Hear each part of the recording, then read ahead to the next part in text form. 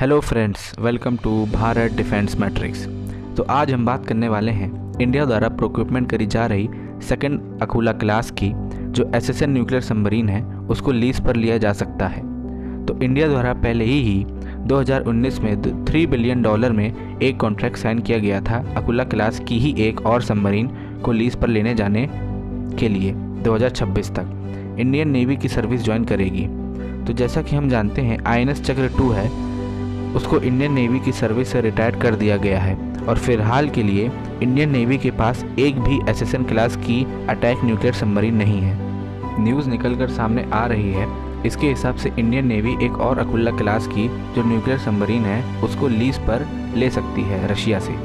ये बात आपको बता दें कि इंडियन द्वारा प्लान किया जा रहा है 6 एसएसएन न्यूक्लियर सबमरीन को इंडिया में ही बनाया जाए और इसको इंडक्ट किया जाए।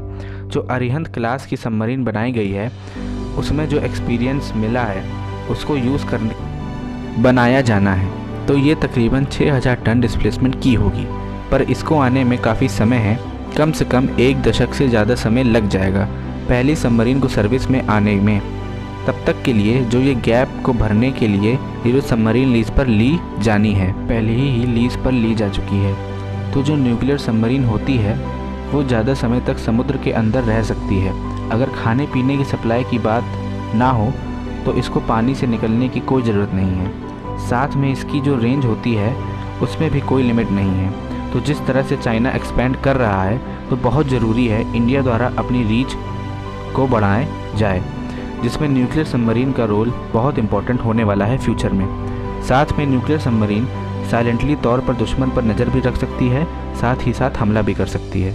ये 2 सबमरीन आने के बाद जो 2 एयरक्राफ्ट कैरियर होंगे उसके साथ कोऑपरेट करने वाली है। बात करें अकुला क्लास की सबमरीन की तो ये 1984 में कमीशन की गई थी, तकरीबन 15 के आसपास बनाई गई। तो इसमें 5 एक्टिव हैं, 6 रिटायर हैं और 6 पर काम चल रहा है, यानी कि मॉडर्नाइजेशन किया जा रहा है, जिसमें से 2 हो सकती हैं इंडिया को मिल जाए।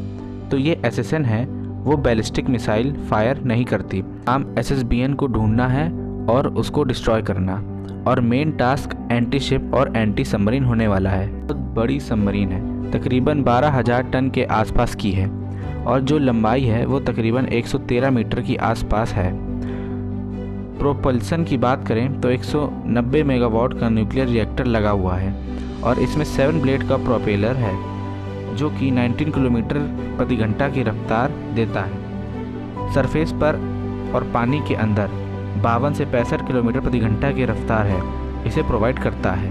तो मेनली वेपन है इसका 533 mm फायर टॉर्पीडो है जो इसमें 8 के नंबर में दी गई है।